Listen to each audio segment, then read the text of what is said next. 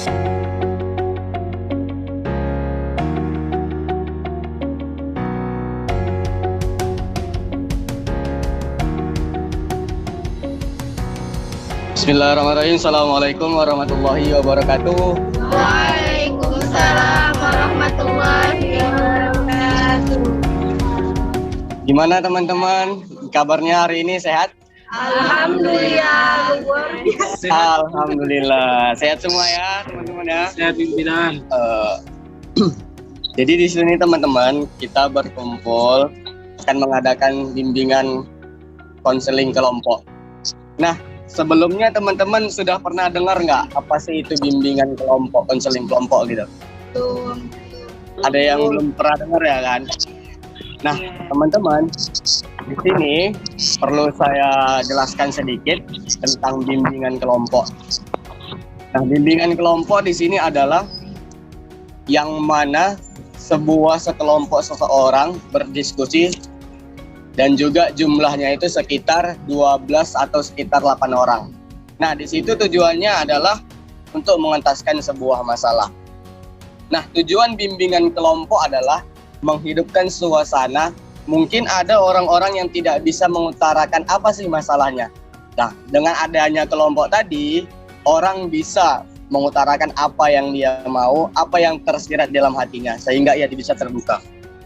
Nah, teman-teman, di sini pelaksanaan bimbingan kelompok ada beberapa hal. Nah, cara-cara bimbingan kelompok diadakan ini, masing-masing anggota kelompok mampu sukarela berbicara, mengutarakan pendapatnya atau ide maupun sarannya.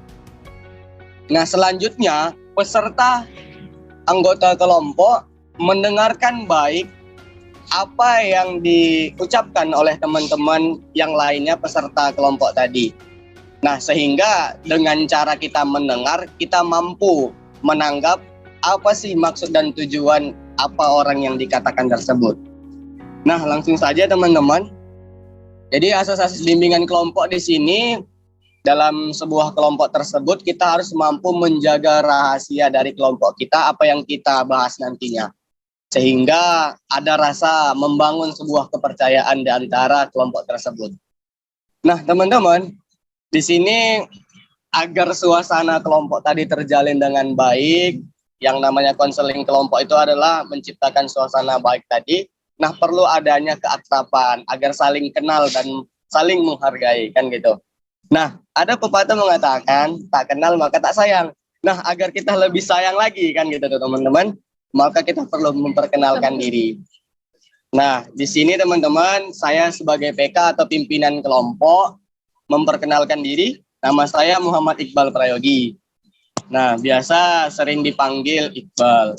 Nah, teman-teman, di sini untuk lebih jelasnya lagi, ketika seorang pimpinan kelompok menanyakan dan kemudian peserta kelompok menjawab, alangkah lebih bagusnya untuk lebih kondusif ketika ditanya dan menjawab para peserta kelompok untuk bertunjuk tangan atau mengacungkan tangan.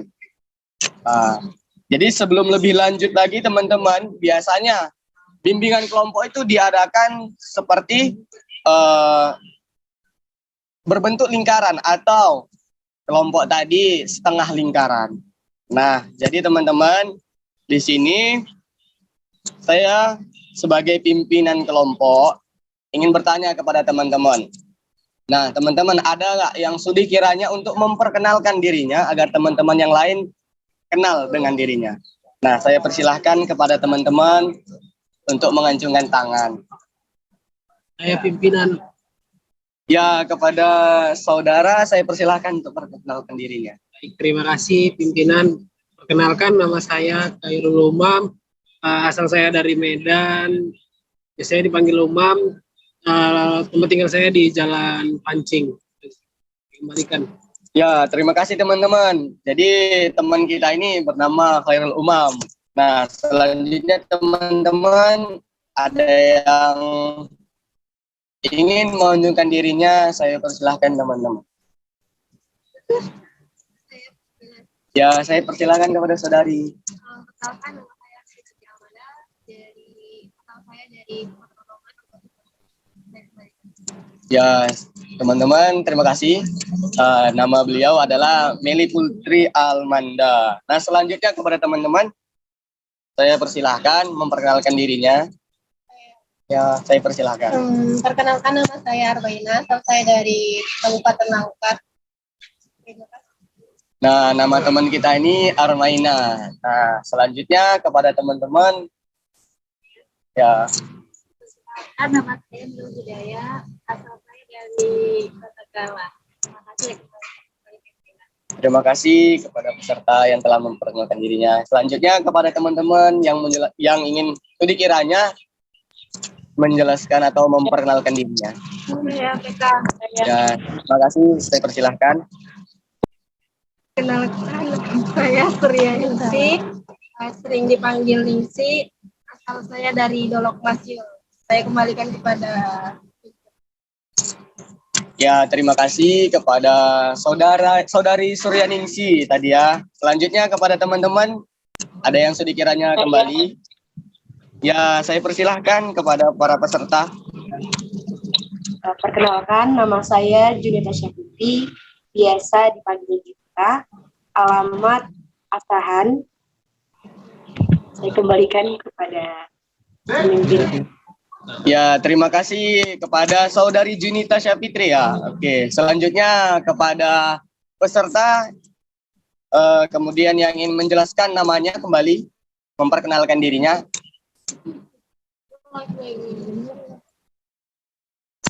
Oh, alhamdulillah sudah semua ya memperkenalkan dirinya ya. Tadi ada Khairul Umam, ada Nurul Hidayah, ada Armaina, kemudian dari Suryaningsih, dan kemudian Meli Putri Almanda dan Muhammad Rizky. Nah, selanjutnya teman-teman, di sini tentang kegiatan bimbingan konseling kelompok. Nah, untuk lebih lanjutnya lagi, saya bertanya kepada para peserta bimbingan konseling kelompok, saya bertanya, apakah teman-teman sudah siap untuk menjalani tentang bimbingan konseling kelompok ini? Sudah siap? Siap. Alhamdulillah sudah siap ya. Untuk lebih lanjutnya, perlu kita pelajari tentang tahap-tahap bimbingan konseling kelompok tadi. Nah, masing-masing anggota kelompok tadi nanti para pimpinan kelompok, maksudnya saya Muhammad Ibrahim bertanya kepada peserta. Nah, nanti studi kiranya jika menjawab untuk mengancungkan tangannya. Nah, gitu. Untuk lebih jelasnya lagi. Nah, selanjutnya teman-teman. Nah, pada hari ini teman-teman, bimbingan konseling kelompok.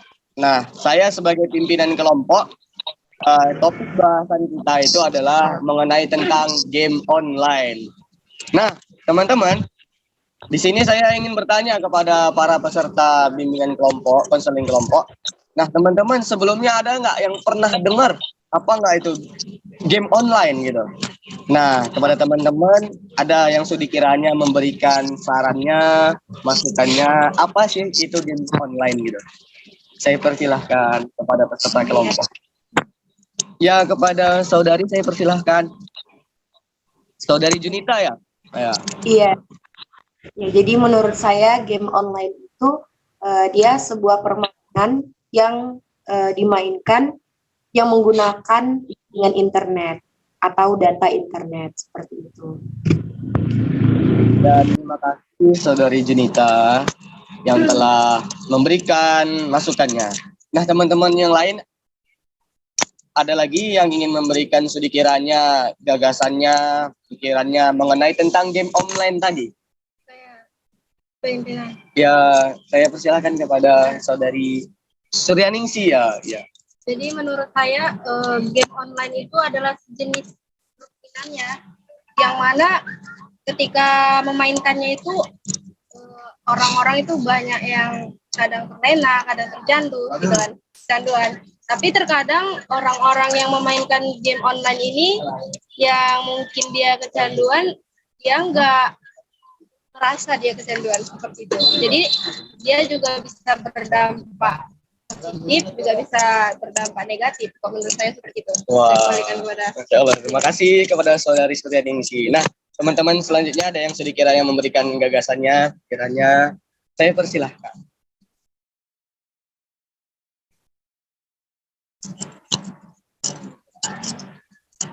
Buat teman-teman, saya persilahkan memberikan apa sih itu game online gitu. Ya, saya persilahkan. Saya di sini mengambil kesimpulan dari teman-teman yang telah menjelaskan tadi ya. Jadi game online itu permainan yang menggunakan internet, aplikasi lah gitu ya. Dan yang mana itu ada dampak negatif dan positifnya. Dan biasanya itu juga bisa membuat orang menjadi kecanduan akibat dari permainan game online itu. Kembalikan. Ya, terima kasih kepada peserta kelompok. Nah, teman-teman ada lagi yang ingin memberikan masukannya mengenai apa sih itu game online gitu? Ada lagi?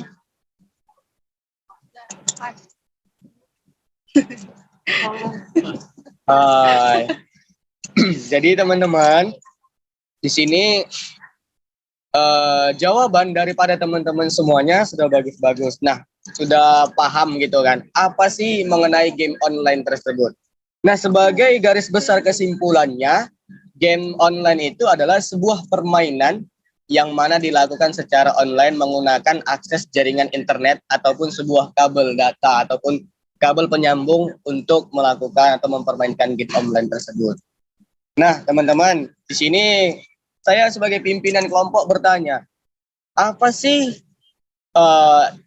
faktor penyebab atau yang melatar belakangi sehingga game online itu disalahgunakan atau menjadi sesuatu yang tidak bermanfaat gitu teman-teman. Apa dampaknya yang buruk gitu? Nah, saya persilahkan kepada peserta kelompok yang sudi kiranya menjawab. Saya persilahkan. Apa sih dampak buruknya game online itu? Nah, saya persilahkan. Game online itu dampak buruk dari game online seperti misalnya kan sekarang kan semuanya serba daring, jadi ketika seseorang orang itu memiliki handphone, terus harusnya handphone itu digunakan untuk halnya belajar, tetapi dia menyalahgunakan handphone tersebut. Itulah dia menggunakannya untuk main game online atau sejenisnya. Dan ketika dia memainkan game online, dia itu sampai lupa waktu. Ada juga terkadang yang berjam-jam, bahkan sampai 1 harian gitu main game. Seperti itu saja, saya kembalikan kepada pemimpin kelompok. Ya, terima kasih kepada saudari telah memberikan gagasan idenya yang bagus. Kemudian teman-teman, ada lagi yang sudi kiranya saya persilahkan. Saya dampak buruk dari game online itu biasanya setiap orang yang memainkan game online itu kadang lalai untuk beribadah, dia menunda-nunda waktu gitu. Jadi dampak buruknya seperti itu. Kemudian kadang kalau misalnya disuruh dengan orang tuanya suka itu nggak ngerespon gitu. Seperti itu aja. Ya, terima kasih kepada peserta kelompok yang telah memberikan tanggapan, saran, ataupun juga ide-idenya. Nah, kemudian teman-teman ada lagi yang ingin menjelaskan tentang dampak daripada game online tersebut. Dampak buruknya gitu. Ada lagi ya? Saya persilahkan.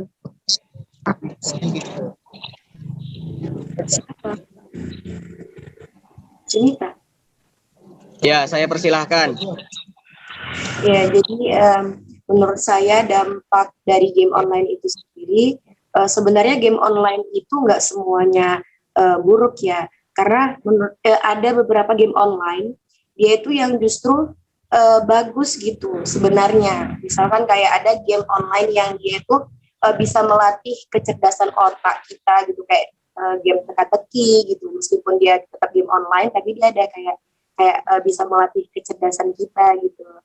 Nah, terus itu tapi kebanyakan dari kita itu menyalahgunakan game online. Kita jadi kayak betul dibilang teman sebelumnya, kita jadi terlena gitu sama game online, jadi kita kayak lupa waktu ibadah, waktu belajar, seperti itu. Jadi dampaknya itu sebenarnya tergantung dengan orang yang memainkan atau menggunakan game online tersebut. Seperti itu menurut saya.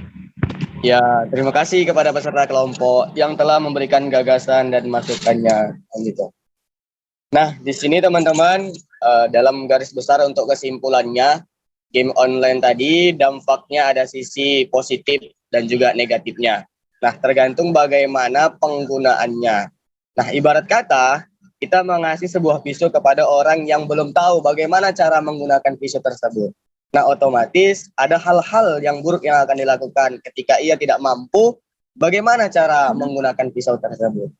Nah, teman-teman, selanjutnya di sini saya ingin bertanya kepada para peserta kelompok yang ada di sini.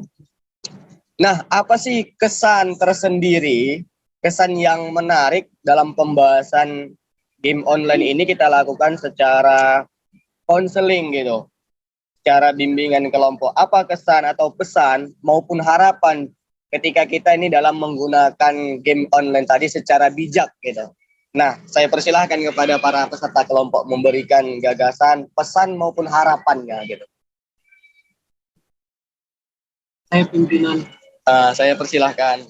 Jadi kalau kita menggunakan game online secara bijak, tentunya banyak game online itu yang memberikan edukasi-edukasi yang baik pada anak-anak.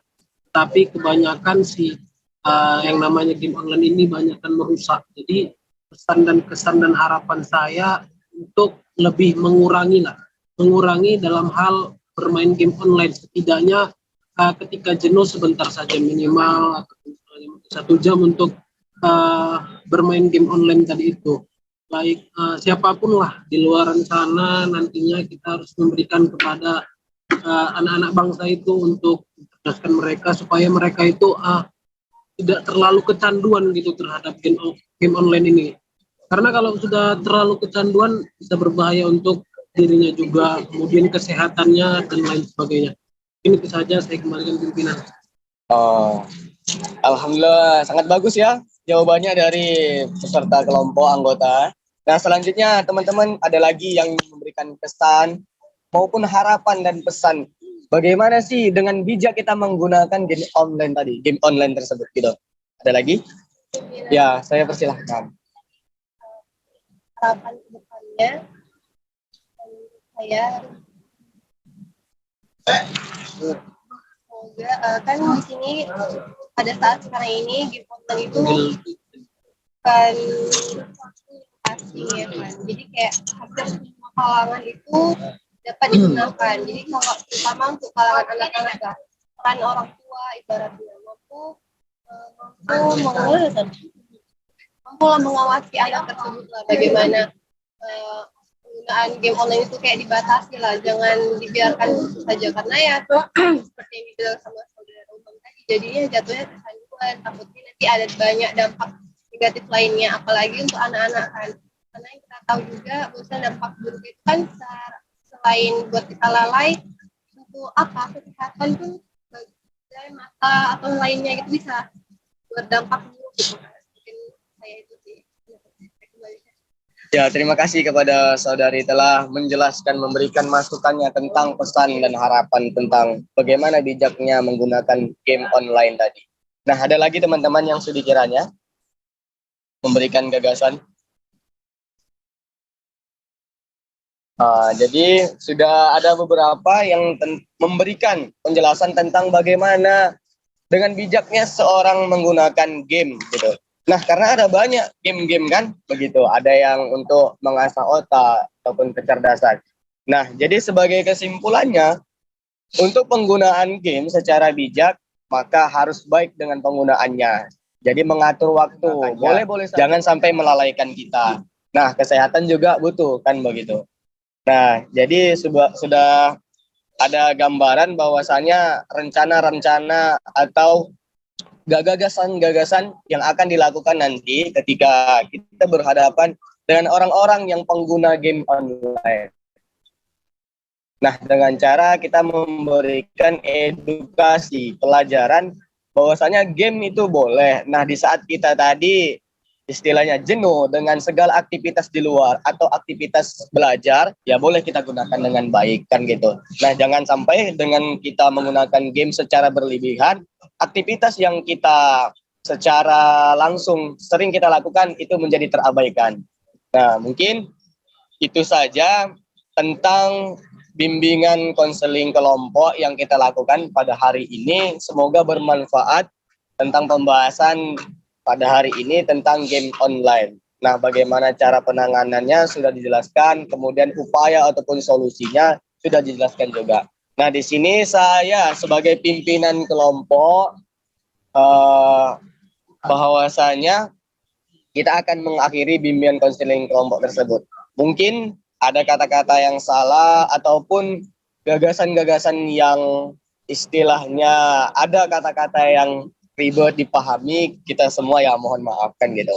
Nah, sebelum kita akhiri, untuk mendapat keberkahannya kita lakukan doa kan gitu. Nah, doa kita mulai.